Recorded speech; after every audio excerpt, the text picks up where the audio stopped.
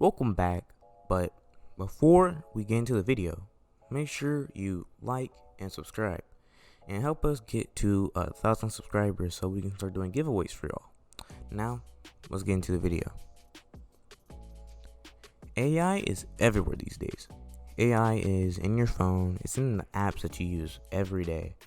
AI is doing many things these days, like suggesting you videos on YouTube to showing you traffic on your phone.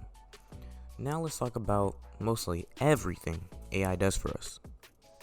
One thing that AI helps us with is suggesting videos in YouTube or suggesting songs in a music app like Spotify.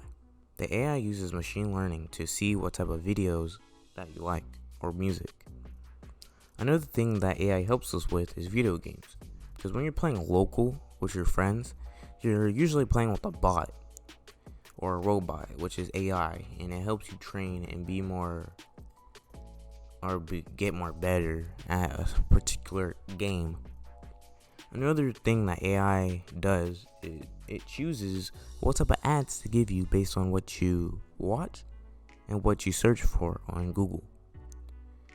If you like this topic, make sure you like and subscribe so we can know what type of talks to talk about. See you later.